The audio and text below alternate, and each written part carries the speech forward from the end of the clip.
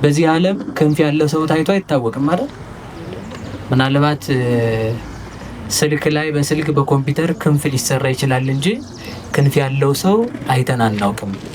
እና መጽሐፍ ቅዱስ ምንድነው እያለ ያለው? አንድ ወፍ ነበረ አለ። ተነስቶ ከዛፉ ላይ አረፈ። ከዛፉ ላይ ተነስቶ ደግሞ ሰነፎች ጥላው ስር እንደተቀመጡ በረረ ይላል። እሺ ውሻ ልበል? ውሻ የጌታውን ቤት ይጠብቃል። እሺ እንግዲያውስ ምን ልበል? እባብ ልበል? እባብስ ወገኑን አይነድፍም። እሺ ጭልፊት ልበል? ጭልፊትም ልጆቿን ታሳድጋለች፣ ወገኖቿን አትበላም። እንግዲያውስ ምን ብዬ ልጥራህ አንተን ይልና ተመልከቱ። ሰይጣን ልበል ይላል። ተመልከቱ አዛኙን ምሬም ሰይጣን ልበል ወይ ይልና አይ ሰይጣንም በሰይጣን ላይ አይጨክንም፣ አንተ ግን በወንድም ላይ ስለጨከክ ከሰይጣንም ብሰሃል። ሰይጣን የገንዘብ ባሪያ አይደለም፣ አንተ ለገንዘብ ባሪያ ሆነሃል። ሰይጣን የሱስ ባሪያ አይደለም፣ አንተ ለሱስ ባሪያ የልማድ እስረኛ ሆነሃል። ምን ልልህ እችላለሁ? እሷ ግንድ ስትሆን ልጇ ምንድን ነው? አበባ ስለሆነ ማለት ነው። እሷ አበባ ስትሆን ልጇ ደግሞ ምን ስለሆነ? ፍሬ ስለሆነ።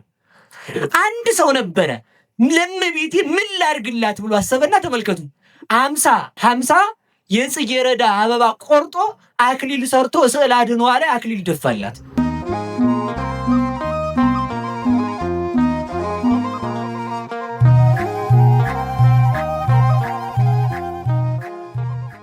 በስመ አብ ወወልድ ወመንፈስ ቅዱስ አሐዱ አምላክ። ጌትነቱን እንደ ነገሥታት በጉልበት እንደ ካህናት በሀብት እንደ ጣዖታት በሐሰት ያላደረገ ዓለምን ፈጥሮ የሚገዛ የሰራዊት አምላክ ቅዱስ እግዚአብሔር አምላካችን ከባሕርይ አባቱ ከአብ ከባሕርይ ሕይወቱ ከወልድ ከባሕርይ ሕይወቱ ከመንፈስ ቅዱስ ጋር ስሙ ለዘላለም የተመሰገነ ይሁን። እግዚአብሔርን የወለደችልን የሕይወታችን መሶብ ከሞት ወደ ሕይወት ከርኩሰት ወደ ቅድስና ከጨለማ ወደ ብርሃን ከሲኦል ወደ ገነት ከአሳር ወደ ክብር የወጣንባት ሥላሴን ያየንባት ዓይናችን ንጽሕተ ንጹሐን ቅድስተ ቅዱሳን ድንግል ማርያም ለስም አጠራሯ ክብርና ምስጋና ይድረሰው። ጻድቃን ሰማዕታት፣ ደናግል መነኮሳት እንደየክብርና እንደየሞገሳቸው ክብርና ምስጋና ይድረሳቸው። እኔም ወደዚሁ ወጥቼ አባቶችን ስም አልጠየቅኩም። ይቅርታ እንደምታደርጉልኝ ተስፋ አደርጋለሁ። በያው እግዚአብሔር ስም ይቅርታ እየጠየቅኩላችሁንም አባቶችን ሊቃውንት አባቶች፣ መምህራነ ወንጌል፣ አበው ካህናት፣ ዲያቆናት፣ የቅድስት ቤተ ክርስቲያን ልጆች፣ ምእመናን ሁላችሁም አንድ አምላክ በሚሆን በአብ በወልድ በመንፈስ ቅዱስ ስም እንደምን ዋላችሁ? አቤት እንደምን ዋላችሁ? እንደምን አመሻችሁ? እስከዚህ ሰዓት ድረስ ያደረሰን የሰራዊት አምላክ ቅዱስ እግዚአብሔር አምላካችን ለስም አጠራሩ ክብርና ምስጋና ይድረሰው። እግዚአብሔር እንደፈቀደና እግዚአብሔር እንደወደደ ለተወሰነ ደቂቃ የምንነጋገርበት የትምህርታችን ርዕስ የሚሆነው ወተውባ ለይእቲ ብእሲት ክልኤ ክንፍ ከመ ዘዐቢይ ንስር፣ ለሴቲቱም እንደ ታላቁ ንስር ሁለት ክንፍ ተሰጣት በሚል ቃል ለተወሰነ ደቂቃ እንነጋገራለን።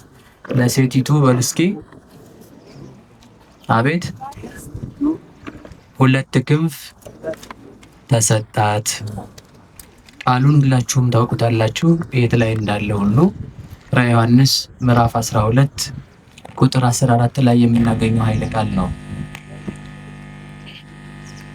እግዚአብሔር እንደወደደና እግዚአብሔር እንደፈቀደ መጠን ብቻ ክንፍ ምንድን ነው፣ ሴቲቱ ማናት የሚለውን ብቻ አይተን እንጠቀልላለን ማለት ነው። ይህንን የጻፈልን ራእዩን የጻፈልን ለመጀመሪያ ጊዜ ቅዱስ ዮሐንስ ወልደ ነጎድጓድ አይቶ ጽፎታል። በኋላ ከተቃጠለ መጻሕፍት ከተቆነጻጸሉ በኋላ እንደገና ቅዱስ ዮሐንስ አፈወርቅ ሱባኤ ገብቶ መልሶ ጽፎልናል። ከዚህ ውስጥ እናገኘዋለን ማለት ነው። በአጭር ቃል ብቻ ሴቲቱ ማናት? ክንፍስ ምንድን ነው? በዚህ ዓለም ክንፍ ያለው ሰው ታይቶ አይታወቅም አይደል? ምናልባት ስልክ ላይ በስልክ በኮምፒውተር ክንፍ ሊሰራ ይችላል እንጂ ክንፍ ያለው ሰው አይተን አናውቅም። እና መጽሐፍ ቅዱስ ምንድን ነው እያለ ያለው? ክንፍ ያላት ሴት አለች አለ። እንደምን ያለ ክንፍ ነው ብለናል? እንደ ንስር ያለ ክንፍ አላት አለ። ስለዚህ መጽሐፍ ቅዱስ ጥሬውን ብቻ ይዘን እንሄዳለን የሚሉ ሰዎች ይህንን ታርገው ሊፈቱት ይችላሉ። አንደኛ ሴት ናት። አዎ። ሁለተኛ ደግሞ ያቺ ሴት ደግሞ ክንፍ ያላት ናት። ክንፏ ደግሞ እንዴት ያለ ነው ብለናል? ከመዛቢይ ንስር እንደ ታላቁ ንስር ያለ ክንፍ አላት። የተሰጣት ክንፍ ደግሞ 2 ክንፍ ነው አለ። 2 ክንፍ ያላት ብቸኛ ሴት አለች ማለት ነው። ያ እንግዲህ አሁን ሲተረጎም ሴት የተባለችው እናታችን ቅድስት ድንግል ማርያም ናት። እንደምታውቁት ለዚች ሴት 2 ክንፍ ተሰጣት። የክንፍ ጥቅሙ ምንድነው? አቤት ምንድነው የክንፍ ጥቅሙ? መብረሪያ ነው አይደል? ክንፍ ያለው ዋናው የክንፍ ጥቅም ምንድነው ቢባል መብረር ነው። አንድ ክንፍ ያለው ፍጥረት የለም፣ ቢኖርም አይበርም። አንድ ክንፍ አያበርም። 2 ክንፍ ያላት ሴት ናት አለን። ለምንድነው ብለናል? ከመትስርር ወታምስጥ። ይቺ ሴት 2 ክንፍ ለምን ተሰጣት ብለን ስንጠይቀው በራ ትሄድበትና ታመልጥበት ዘንድ ነው። ከፍ ብላ በልዕልና ትበርበት ዘንድ ነው ይላል። የክንፍ ጥቅሙ መብረር ከሆነ እንግዲህ ተመልከቱ፣ የአሞራ ክንፍ ቢወጣ እስከ ደመና ነው። የአሞራ ክንፍ ከነዚህ ሁሉ በላይ ደግሞ የንስር ክንፍ አለ። የንስር ክንፍ የሚበረው ከደመና በላይ ነው። ንስር ዝናብ እንኳን አይመታውም። ዝናብ በሚጥልበት ሰዓት ደመናውን አልፎት ይሄዳል። አሞራዎች ሊበሉት ሲከቡት ፀሐይን ብቻውን ትክ ብሎ ማየት የሚችል ፍጡር ንስር ብቻ ነው። ፀሐይን ትክ ብሎ ማየት የሚችል ፀሐይን ትክ ብሎ እያያት ሌሎቹ አሞራዎችና አይዋፋት ሲከቡት እነሱን ትቷቸው ጥሏቸው ፀሐይን እያየ ስለሚበር የፀሐይ ጨረር ስለምትወጋቸው ተመልሰው ይመጣሉ። ይሄ ንስር ዝናብ አያገኘውም። መኖሪያው በምድር ቢሆንም እንኳን የንስር መጫወቻው ሞገድ ነው። ንስር በሞገድ እንደተጫወተ ይኖራል። ያ ማለት ደመናው ወደ ታች ሲወርድ ዝናብ የያዘ ደመናና ዝናብ ያላዘ ደመና 2 ደመና ነው ያለው። ደረቅ ደመናና እርጥብ ደመና የሚባል። ደረቅ ደመናና እርጥብ ደመና ሲገናኝ መብረቅ ይወለዳል። መብረቅ ሲወለድ የንስር መጫወቻው ደረቁንና እርጥቡን ደመና እንዳይገናኝ በመግፋት ነው። ሞገድ የተባለው ምስጢር ነው። ንስር የተባሉ ሊቃውንት አባቶቻችን ናቸው። የሊቃውንት አባቶቻችን ሕሊና ምስጢርን በማራቀቅ ይኖራል እንጂ ምድራዊ ነገርን በማሰብ አይኖርም። ፀሐይን ብቻ እያየ ይሄዳል ማለት ምን ማለት ነው? ሊቃውንት አባቶቻችን ፀሐይ ክርስቶስን ብቻ እያዩ፣ ምእመናን ደጋግ አባቶቻችን ፀሐይ ክርስቶስን ብቻ እያዩ በክርስቶስ ተመስጦ ይኖራሉ ማለት ነው። ክርስቶስን ብቻ በማየት ሌሎቹን አራዊትን የሚያሸንፋቸው ማንን በማየት ነው? ፀሐይን በማየት ነው። አሞራ አለ፣ አይን አለው፣ ፀሐይን ግን አያያትም። ፀሐይን ማየትና በፀሐይ ማየትና ፀሐይን ማየት ይለያያል። በፀሐይ ማየት ትልም ይችላል። ፀሐይን ማየት ግን ለንስር ብቻ የተሰጠው ነው። ፀሐይን ትክ ብሎ የሚያይ ንስር ነው። እግዚአብሔርን የሚያይ ንጹሕ ሕሊና ያለው ክርስቲያን ብቻ ነው። በፀሐይ መመራት ሁሉም ይችላል። በዚህ ዓለም መኖር ሁሉም ይችላል። በእግዚአብሔር መግቦት መኖር ሁሉም ይችላል። እግዚአብሔር ፈጣሪ እንደሆነ ፈጣሪ አንድ ኃይል አለ ብሎ ማወቅ ሁሉም ይችላል። እግዚአብሔርን ትክ ብሎ ለማየት የሚያስችል ግን የልጅነት ዓይን ብቻ ነው። ያንን የሰጠን መድኃኔዓለም የተመሰገነ ይሁን። ስለዚህ ተመልከቱ፣ እንደ ታላቁ ንስር ያለ የንስር ክንፍ እስከ ደመና አይደለም። የንስር ክንፍ ከደመና በላይ እንደሆነ ሁሉ ተመልከቱ፣ አንድ ንስር የተባለው ሕያው እግዚአብሔር አምላካችን ነው። ሰረረ ንዑስ ኦፍ ወአብዳን እንዘይነብሩ ታሕተ ጽላሎቱ እንዳለ ሊቁ በሃይማኖተ አበው። አንድ ወፍ ነበረ አለ፣ ተነስቶ ከዛፉ ላይ አረፈ። ከዛፉ ላይ ተነስቶ ደግሞ ሰነፎች ጥላው ስር እንደተቀመጡ በረረ ይላል። ያ ማለት ምን ማለት ነው? ንዑስ ኦፍ የተባለ ጌታ ነው። ዛፍ የተባለ መስቀል ነው። ዛፍ ሰዎችን እንዲያስጠጋ ቅጠሉ ጥላ እንዲሆን ፍሬ አፍርቶ እንዲመግብ ከመስቀሉ የክርስቶስን ስጋና ደም አግኝተናልና በዛፍ ሁሉም ሰው እንደሚጠጋበት በመስቀል እኛ ክርስቲያኖች ተጠግተን ሕይወተ ነፍስ አግኝተንበታል። ከዲያብሎስ የቁራኝነት የባርነት ጥላ ወጥተን ክርስቶስን ተጠግተንበታልና ያ መስቀል ምን ይባላል? ዛፍ ይባላል። ሰነፎች በጥላው ስር ተቀምጠው ማለት አይሁድ ክርስቶስን እናጠፋዋለን ብለው በሰቀሉበት መስቀል ስር ተቀምጠው ሳለ መስቀሉ የድህነት ባለቤት በሆነው በክርስቶስ መድኃኒት ሆኖ ክርስቶስ መስቀሉ ላይ ከተሰቀለ በኋላ ወደ መቃብር ወርዶ ተመልሶ አረገ ማለት ነው። ስለዚህ ንስር የተባለ ራሱ መድኃኔዓለም ክርስቶስ ነው።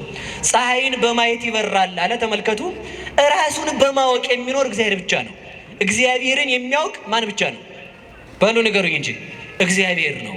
ስለዚህ እንደ ንስር ክንፍ ያለ ተሰጣት ይላል።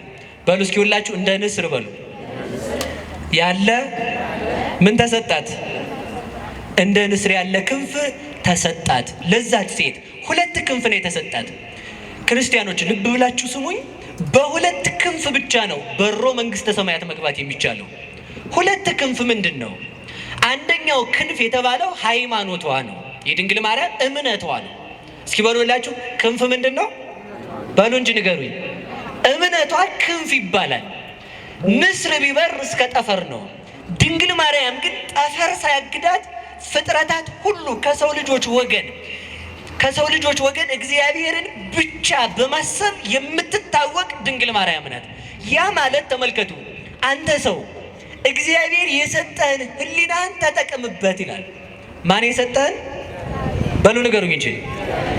በምንም ነገር አንኮራም። እኛ የምንኮራው እግዚአብሔር ሕሊናን ሰጥቶ ስለፈጠረን ብቻ ነው። ለምን መሰላችሁ? ሰው ሁሉን ነገር ሊወስድብን ይችላል። ሕሊናችንን የሚወስድብን ሰው ግን የለም። ሰው ቤት ውስጥ አሽጎ አካላችን እንዳይወጣ ሊቆልፍብን ይችላል። ሕሊናችን ከኪሩቤል መንበር፣ ከስላሴ መንበር፣ ከኪሩቤል ዙፋን እንዳይደርስ የሚከለክለን ሰው የለም። ስለዚህ ያንን ሕሊና ነው ድንግል ማርያም ያመጠቀችው። የሚመጥቅ ሕሊና አለ፣ የሚወርድ ሕሊና አለ። የሚመጥቅ ሕሊና ሲባል ተመልከቱ፣ ቅዱስ ዮሐንስ አፈወርቅ እንዳለው ምንድን ነው? ንስር ቢበር እስከ ጠፈር ነው ይላል። እስኪ በሉላችሁ ንስር ቢበር በሉ እስከ የት ነው? አሁን ወፍ ፕሌን ቢበር እስከ የት ነው? ስንት ማይል ነው ወደ ላይ ከፍ? ስንት ጫማ ነው ርቆ ሊሄድ የሚችለው? በምታውቁት ልክ ተናገሩ። እኔ እንግዲህ ብዙ ሄጄ አላውቅም። የኔ ያህል ጫማ ሲባል ሰምቻለሁ። ብቻ ደመናን ነው ሊያልፍ የሚችለው። ከዛ በላይ ይችላል? እሺ ንስር ቢሄድ ደግሞ ሊሄድ የሚችለው እስከ የት ነው? እስከ ጠፈር ይሄዳል ማለት ነው። የንስርን ያህል እንኳን ማን መሄድ አይችልም። እኛ የፈለሰፍናቸው ቴክኖሎጂዎች ሁሉ መሄድ አይችሉም ማለት ነው። ከዛ በላይ ግን አስታውሱ፣ ንስር ቢበር እስከ ጠፈር ከሆነ ተመልከቱ፣ አንሰ አሐውር ሀባሃሎ ወልደ እጓለ እመሕያው ይነብር በየማነ አብ። እኔ የምሄደው በአብ ቀኝ እስከ ተቀመጠው እስከ ማን ነው አለ? እስከ ወልድ ድረስ እሄዳለሁ። ንስር ቢበር እስከ ጠፈር ከሆነ ቅዱስ ዮሐንስ ወንጌላዊ የበረረው እስከ የት ነው ካላችሁን፣ እስከ ስላሴ ልብ ነው ብዬ መልስላችኋል። እስኪ በሉላችሁ እስከ ስላሴ በሉ፣ ልብ በሉ እንጂ። ገብርኤል ቢበር እስከ ዙፋኑ ድረስ ነው። ንስር ቢበር እስከ ጠፈር ድረስ ነው። መልአክ ቢበር እስከ ኪሩቤል ሱራፌል ቢበሩ እስከ ዙፋኑ ድረስ እስከ ጥጓ ነው ማለት ነው። እስከ ዙፋኑ ጥግ ድረስ ነው። ቅዱስ ዮሐንስ ወንጌላዊ ግን የበረረው እስከ የት ነው ካላችሁኝ፣ እስከ ኪሩቤል ዙፋን ነው። ያ ብቻ አይደለም፣ ዙፋን ከሆነ ከላይ መቀመጥ ነው። የአብን ልብነት የወልድን ቃልነት ገብቶ ያወቀው። ስለዚህ እስከ የት ነው ማለት ነው? እስከ ልበ ሥላሴ ይበራል ማለት ነው። ይህ ምን ይባላል? ክንፍ። እስኪ በሉ ክንፍ በሉ። የክርስቲያኖች እኛ የምንበረው እስከ የት ነው ካላችሁኝ፣ እስከ ሀባሃሎ ወልደ እጓለ እመሕያው ይነብር በየማነ አብ። በአብ ቀኝ እስከሚቀመጠው እስከ ወልድ ነው አልኳችሁ። ወልድ ደግሞ የማን ቃል ነው ብላችሁ ስትጠይቁኝ ቅዱስ ዮሐንስ ማን ይመልሳል? ቀዳሚሁ ቃል ውእቱ፣ ያ ቃል በመጀመሪያ ነበረ፣ ያም ቃል እግዚአብሔር ነበረ አለ። የቃል ሀገሩ የት ነው? የቃል ሀገሩ የት ነው? የእናንተ የቃላችሁ ሀገሩ በሉ እንጂ ንገሩኝ። ውስጣችን የቃላችሁ ሀገሩ የት ነው? የቃል ሀገር ልብ ነው። የቃል ሀገሩ ማለት ነው። እስኪ በሉ ልብ በሉ። ስለዚህ ቃል ብሎ ሲናገር እስከ ማን ልብ ድረስ በረረ ማለት ነው? እስከ ሥላሴ ልብ። አብን በልብነት ከዊን፣ ወልድን በቃልነት ከዊን፣ መንፈስ ቅዱስን በሕይወትነት ከዊን ገለጠልን ማለት ነው። ይህንን ክንፍ ያገኘው ከየት ነው ካላችሁኝ፣ ከድንግል ማርያም ነው ያገኘው። ለዚህ ክንፍ የበቃበት ምንድን ነው ካላችሁኝ፣ አንደኛ ሃይማኖቱ ነው፣ ሁለተኛ ድንግልናው ለዚህ ክብር አብቅቶታል። ከቃሉ ጋር ናችሁ? በዚሁ አጋጣሚ ደናግላን ያልሆኑ ሰዎች መንግስተ ሰማያትን መውረስ አይችሉም። ሁለት ክንፍ ያላቸው ብቻ ይወርሳሉ። ችግር ፈጠርኩ ይሆን? እስኪ በሉ ሁላችሁም ድንግል ያልሆነ ሰው በሉ፣ በደንብ በሉ እንጂ መንግስተ ሰማያት አይገባም። በቃ ይሄ 4 ነጥብ የተዘጋ ነው ማለት ነው። ድንግል ያልሆነ ሰው መንግስተ ሰማያትን አይወርስም። 2 ክንፍ ምንድን ነው? አንደኛው ድንግልና ነው። ድንግልና ምንድን ነው ብላችሁ ስጠይቁኝ የሃይማኖት ድንግልና ከክህደት ንጹህ የሆነ ሰው ማለት ነው።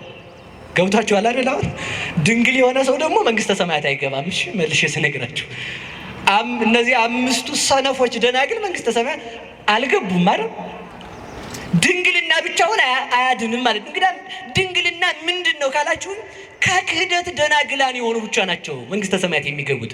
በክርስቶስ ያመኑ የህሊናቸው ድንግልና በመናፍቃን ትምህርት በዚህ ዓለም ፍልስፍና ተወስዶ እግዚአብሔርን ያልካዱ ሰዎች ለመንግስተ ሰማያት ይበቃሉ። አንድ ክንፍ ድንግልና ነው። 2ኛ ክንፍ ሃይማኖት ነው። እስኪ በሉ ሃይማኖት በሉ። ክንፍ ነው። ቅዱስ ዮሐንስ ይህንን ትምህርት ያገኘው ከየት ነው ካላችሁን ከድንግል ማርያም ነው። እስኪ በሉ ከድንግል ማርያም በሉ። እንግዲህ መልሼ እሷ ጋር አምጥቼ ትምህርቱን እዚህ ላይ ልቋጨው ነው ማለት ነው። 2 ክንፍ የድንግል ማርያም አንዱ ክንፏ ሃይማኖት ብያቸዋለሁ። እስኪ በሉ ሃይማኖት ማለት ደግሞ ማመን ነው። እስኪ በሉ ማመን በሉ፣ በደንብ በሉ እንጂ በማን ማመን? እግዚአብሔር ይስጥልኝ። በእግዚአብሔር ማመን ማለት ተመልከቱ፣ በፍጹም በፍጥረታት ሁሉ ሊያደርጉት የማይችሉትን እምነት የፈጸመችው ድንግል ማርያም ናት። ማን ሁሉ አልኳችሁ? በዓለም ላይ ማንም ሰው ቢሆን ፍጥረታት እንኳን ሊቀበሉት ሊያስቡት የማይችሉትን ማለት ነው። እንዲሁ አሁን እኮ በየት ሀገር ነው? አሁን በየትኛው ሀገር ነው ተወልጃለሽ ስትባል ያለ ወንድ መውለዷን ያመነች ሴት ታመጣላችሁ? በሉ ንገሩኝ እንጂ። ይህንን ለማመን ምን ያስፈልጋል? የሃይማኖት ጉልበት። እስመ ከመዝ አቅመ ሰናይታ ለሃይማኖት። የሃይማኖት ጉልበቷ እስከ የት ነው ብትለኝ እንደ ድንግል ማርያም ነው። እንዴት? ሰው ያለ ወንድ መውለዱን እንኳን አምና ከፍጥረታት መካከል የተገኘችም ለመውለድም የተመረጠች እሷ ናታ። ያለ ወንድ እንዴት እንደሚወለድ ምልክት ምሳሌ ሳይኖራት አምና የተቀበለች ናት። ይህ ነው ሃይማኖቷ የሚባለው። ለዚህ ነው ሊቃውንቱ ምን ይሏታል? ብፅዕት አንቲ እንተ ተአምኒ ከመ ይከውን ቃል ዘነገሩኪ እምኀበ እግዚአብሔር።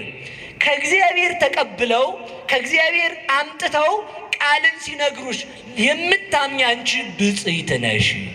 እስኪ በሉ ከእግዚአብሔር አግኝተው በሉ የነገሩሽን ምን የምታምኚ በሉ እንጂ። አንድ ክንፍ ተሰብሮ ነበር። ያ ምንድነው? የሃይማኖት ክንፍ። የሃይማኖትን ክንፍ የሰበረች ማናት? ሔዋን ናት። ሔዋን በቅጠል ተጠራጥራ በቅጠል እንኳን እግዚአብሔርን ማመን ሲያቅታት ያንን ተመልከቱ። ቅጠልን በመብላት እግዚአብሔርን የካደችውን ሔዋንን ተመልከቱ። እግዚአብሔርን ያለ ዘር ተወልጃለሽ ተብላ በሃይማኖት ምን ሆነቻት? ክንፍ ሆነቻት ማለት ነው። ሔዋን ህሊናዋ በመውረዱ ወደ ታች አወረደችን። ድንግል ማርያም ህሊናዋ ከፍ በማለቱ ወደ ሰማይ አወጣችን። ለዚህ ነው ሊቃውንቱ ምን ይላሉ? ሃይማኖት ክር ነው ይላሉ። እስኪ በሉ ሃይማኖት በሉ ክር ነው። ሃይማኖት ክር ሲሆን ትህትና ደግሞ ዘይት ነው። እስኪ በሉ ትህትና በሉ ዘይት። እሳት ለመንደድ ምን ያስፈልገዋል? ንገሩኝ እንጂ ምን ያስፈልገዋል? እሳት ለመንደድ ምን ያስፈልገዋል? ዘይት። ነገሩ እናንተ ስቶቭ እየለኮሳችሁ የምትኖሩ ሰዎች በምን አውቃችሁ? ስቶቭ ነው የምትለኩሱት አይደል? ምንም ችግር የለውም እኮ እናንተ ጋር ማለት ነው። ይህ ተመልከቱ፣ ልንገራችሁ። አንድ ሻማ አንድ ዘይት አንድ ክር ለመንደዱ ወይም አንድ ፈትል ምን ይደረጋል መሰላችሁ? ፈትል ይፈትላሉ። ጥጡን እናቶቻችን ድሮ አይበለውና የዛሬዎቹን አይወክልም። ይፈትሉና ዘይት ውስጥ ያደርጉታል። ከዛ ፈትሉ ስላለ መንደድ ይችላል? አይችልም። ምን ያስፈልገዋል? ፈትሉ ላይ እሳት ያስፈልገዋል። እሳቱ ስላለ ደግሞ ፈትል ከሌለ ንገሩኝ እንጂ ፈትል ስላለ ደግሞ ዘይት ከሌለ በሉ እንጂ መልሱልኝ። ፈትል በሉ እሳት ዘይት። ፈትል ሃይማኖት ነው። የድንግል ማርያም እምነቷ እስከ የት ነው ቢባል ማንም ለክቶ ሊያውቀው አይችልም። ዝም ብቻ ነው ልንል የምንችለው ማለት ነው። ስለዚህ ተመልከቱ፣ ፈትል ሃይማኖት ከሆነ ያ በክሩ በዘይት ውስጥ ያለው ፈትል የተባለ እምነቷ ነው።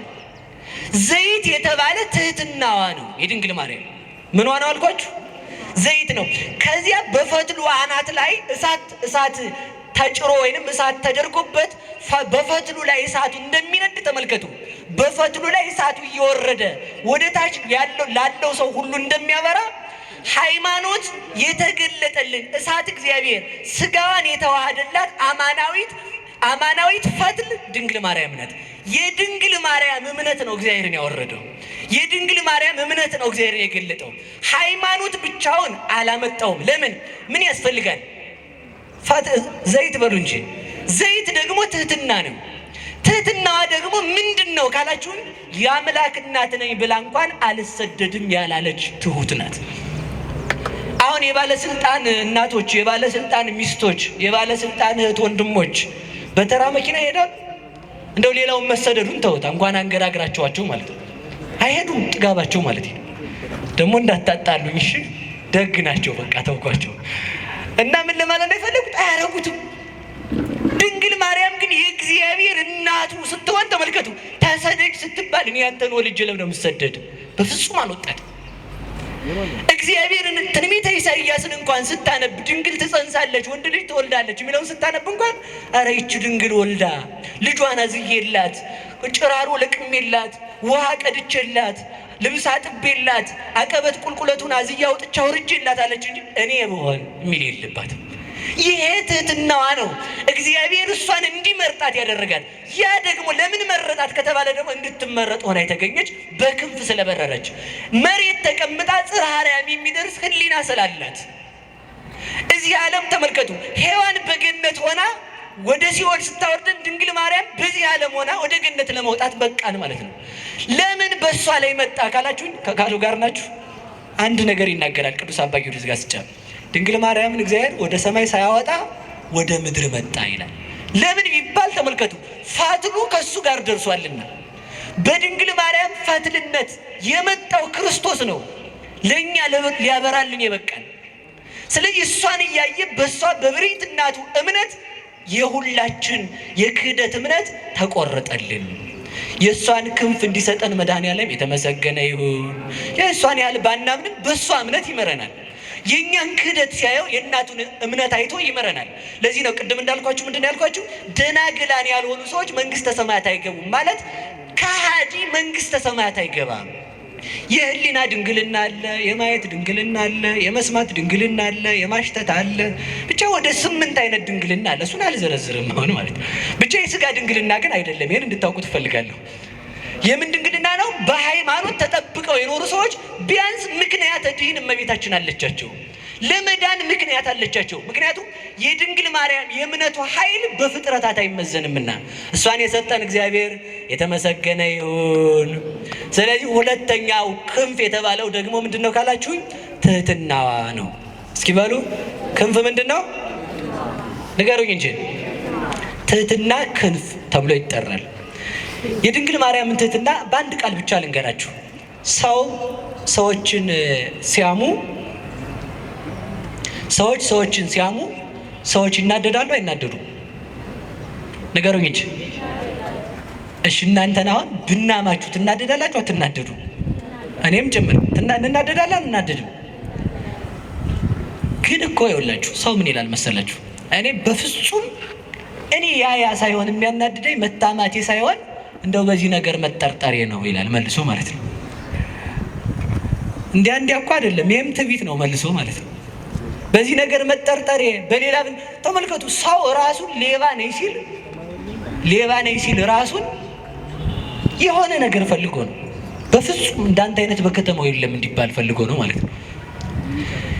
ድንግልም ሰው በሰራው ስራ እንኳን ተመልከቱ። ቅዱስ ዮሐንስ አፈወርቅ እንደሚለው አንተ ሰርቀህ ሌባ ነኝ በማለትህ ጻድቅ የምትሆን ከሆነ ጻድቁ ኃጢአት ሳይኖርበት ኃጢአተኛ ነኝ ሲል የሚያገኘው ክብር ምን ያህል እንደሆነ ታውቃለህ ይላል። ሰው ሰርቆ እውነቱን እኮ ነው። ሰርቀህ ሌባ ነኝ ስትል አዎ ትክክል ነህ፣ ግን ኃጢአትህን በማመንህ ምን ታገኛለህ አለ። በሉ ንገሩ፣ ክብር በሉ እንጂ። ስለዚህ ስንሰደብ የሚያስጠላን፣ ስንሰደብ ሰው ሲንቀን የሚከፋን ምን ስለሆነ ነው ማለት ነው? ስላልገባን ነው ማለት ነው። ክርስቲያን ማለት እንደ ሞተ ሰው ሆኖ የሚኖር ሰው ነው። እስኪ በሉላችሁ፣ ክርስቲያን ማለት በሉ እንደ ሞተ ሰው ሆኖ የሚኖር። እንደ ሞተ ሰው ሆኖ መኖር ማለት ምን ማለት ነው? አንድ ብቻችን ልንገራችሁ። አንድ አባት አሉና ሊመነኩስ መጣ አንድ ተማሪና ሊመነኩስ መጥቶ አባ እንደምን ዋሉ? እግዚአብሔር ይመስገን። ልመነኩስ ነው የመጣሁት። እሺ ሂድና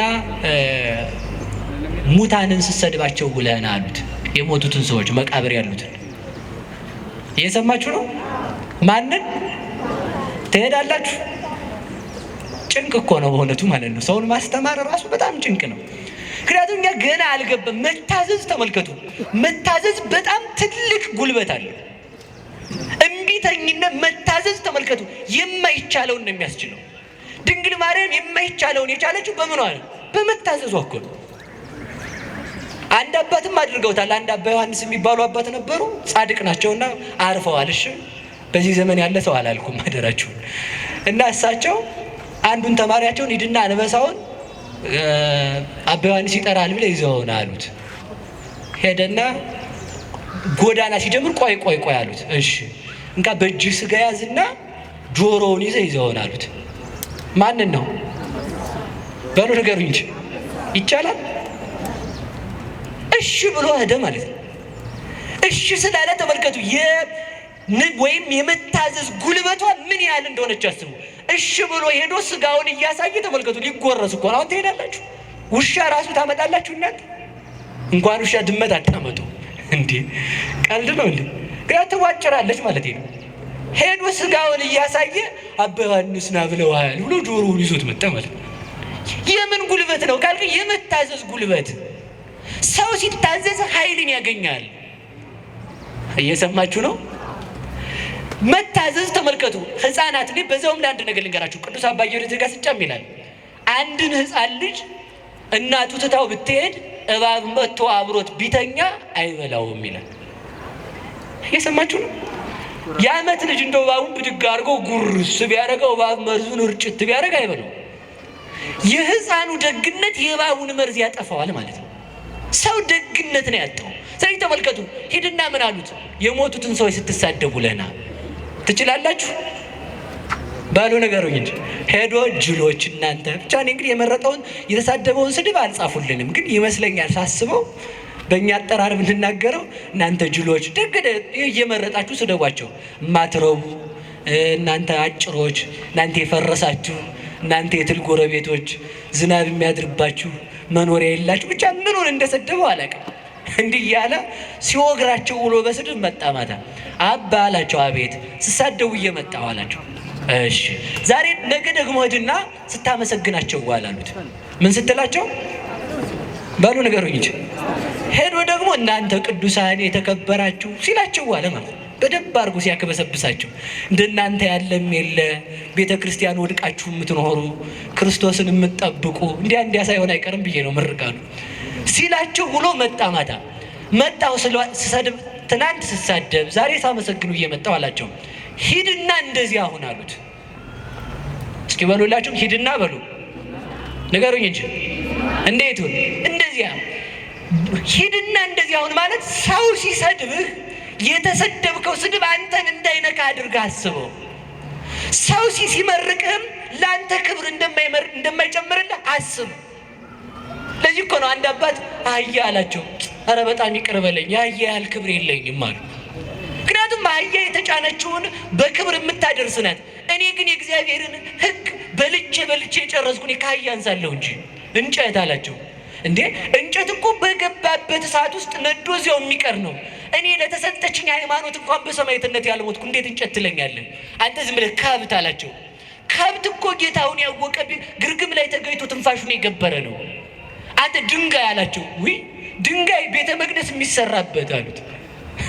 አሁን ሰው የሚሰድባችሁን እኮ ማሳጣት ትችላለህ። በጣም የምንናደደው እኛ ምን ስለሆነ መስሏችሁ ነው? ሰው የሚናገረውን ነገር ነን ብለን ስለምናስብ እኮ ነው። ሰው የፈለገ ነገር ቢል ማድረግ ይችላል ባለው ንገሩኝ እንጂ አይችልም። አይደለሁም እኮ ነው መልሱ።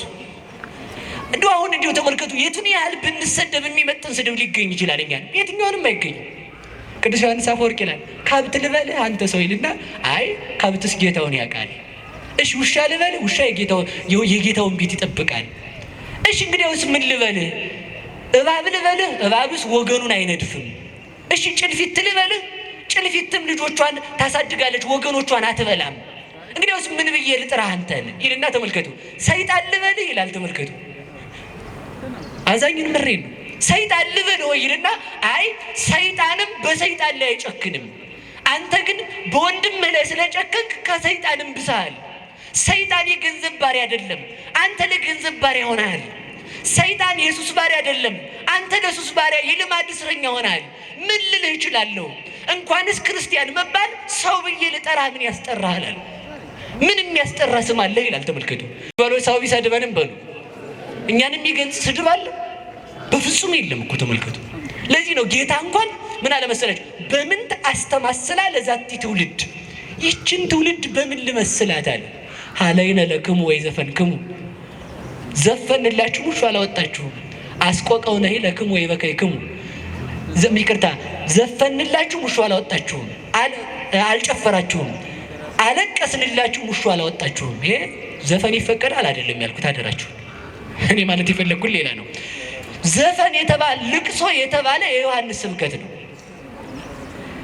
ዮሐንስ እየበላ ቢመጣ አሃ ይሄማ ይቅርታ ሳይበላ ቢመጣ ይሄማ ጋኔን አድሮበታል አላችሁ። እኔ ደግሞ ዮሐንስ ሳይበላ መምጣቱ በቤቱናው እንዲሳቡ ነው። ክርስቶስ ደግሞ ሲመጣ እየበላ እየጠጣ የታመሙትን በሽተኞችን ዘማውያንን ኃጢአተኞችን እየጠየቀ አብሯቸው እየዋለ ሊያድናቸው ቢቀመጥ ደግሞ ምን አሉት መሰላችሁ? ይሄ ደግሞ አርከ መጸባህ ነው፣ ኃጥአን የኃጥአን ወዳጅ የኃጢአተኞች የዘማውያን ወዳጅ ነው አሉት ሎቱ ስብሐት። ስለዚህ ምን አላችሁ?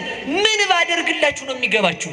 ዮሐንስ ቢመጣ ጋኔን አለበት አላችሁ፣ እኔ ብመጣ ደግሞ የኃጢአተኛ ወዳጅ አላችሁኝ።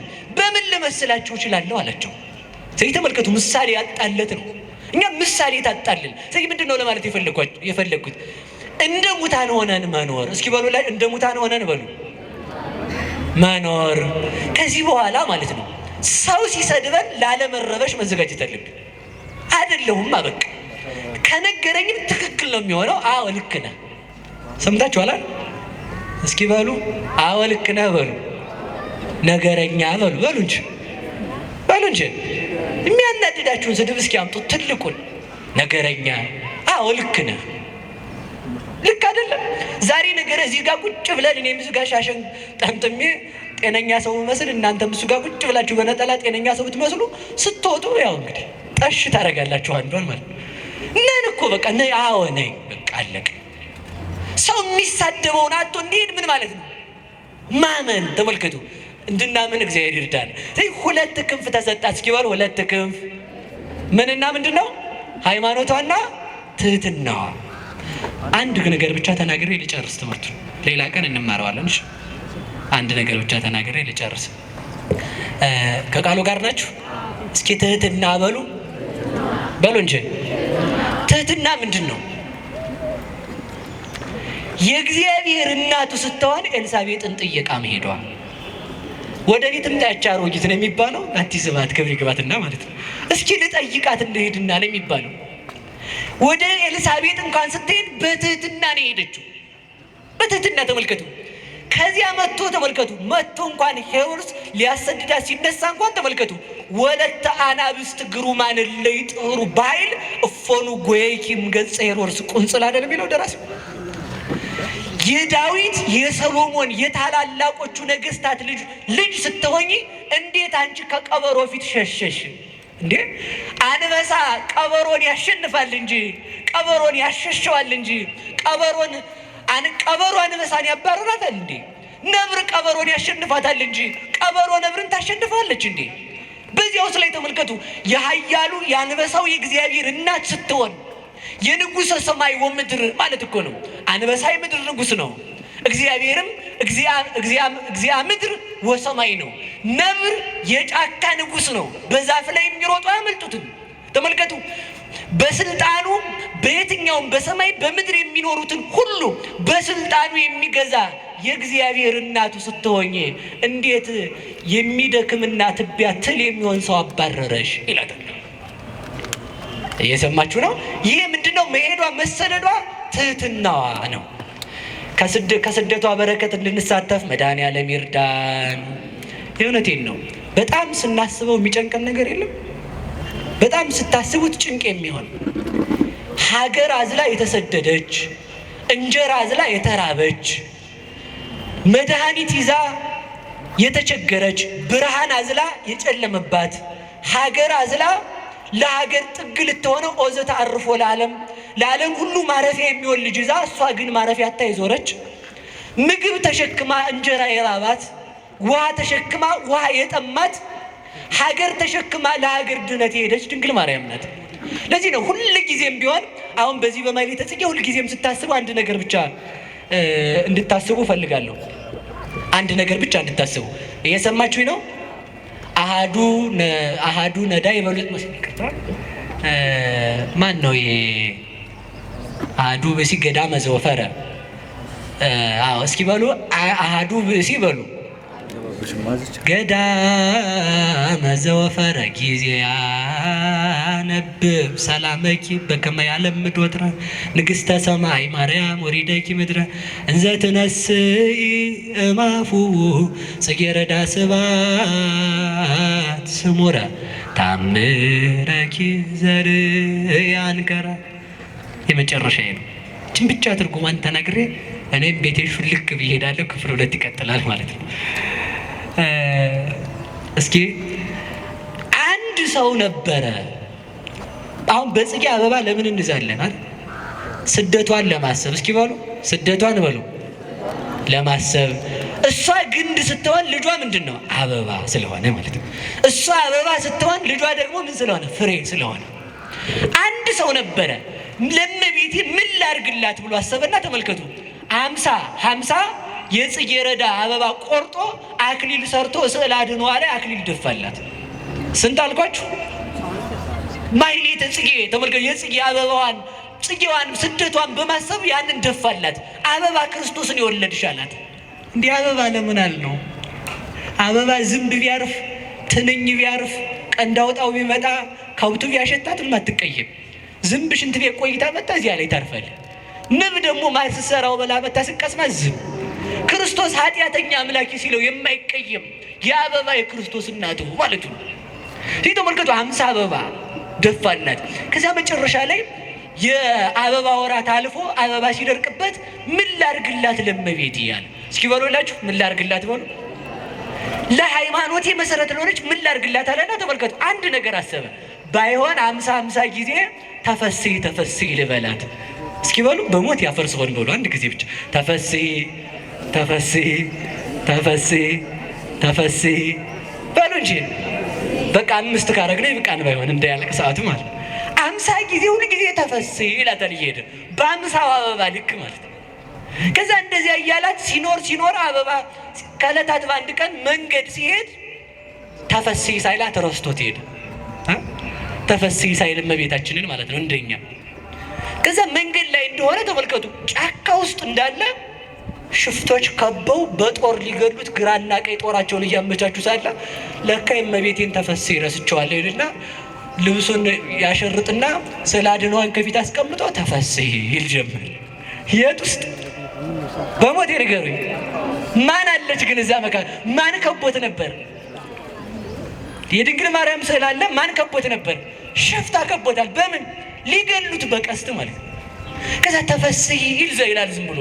ከዛ እመቤታችን ወርዳ ተመልከቱ ካፉ ያ ቀድሞ ለእሷ የሰራለት የጽጌረዳ አበባ ካፉ እየወጣ በእጇ 50 ጊዜ ስትቀበለው ሽፍቶቹ አዩ። ያንን ስላዩ ሽፍቶቹ አርፈው ቁጭ ብለው ተመልከቱ ለእመቤታችን ሰግደው መጨረሻ ላይ ተፈስሒ ጨርሶ አቡነ ዘበሰማያት አስሮ ተነስቶ ሊሄድ ሲል ሽፍታዎቹ መጥተው ሰገዱለት። ከዛ ሲሰግዱለት ምን አላቸው መሰላችሁ? አንተ ሰው ማነህ ግን? የት ሀገር ጻድቅ ነህ አሉት። ኧረ ተው እኔ ወንበዴና ማረባ ኃጢአተኛ ሰው ነኝ አላቸው። አይ አይደለም፣ ከአንተ ጋር የነበረችው በደመና ያረገችው መላእክት የከበቧት ማን ናት? 50 አበባ ካፍ እየወጣ ስትሰጣት አይተናል፣ ለእኛም ስጠን አሉት። መጥተው ማለት ነው። ሲሉት ምን አላቸው መሰላችሁ? አይ እንግዲያውስ ምን እያረክ ነበር ካላችሁኝ፣ እኔ እያልኩ የነበረው ተፈስሒ ነው። እስኪ በሉ ተፈስሒ በሉ። ያንን ምስጋና ይህንን ምስጋና ለመስማት መላእክት ከሰማይ ይወርዳሉ። ይህን ምስጋና ለመስማት 12ቱ ነገደ መላእክት ሲወርዱ ወደ ቅዱስ ዮሐንስ አፈወርቅ ቤት ሲሄዱ ወደ ቅዱስ ዮሐንስ አፈወርቅ ቤት ሲሄዱ አባ ማርዳሊ የሚባል አባት አግኝቷቸዋል።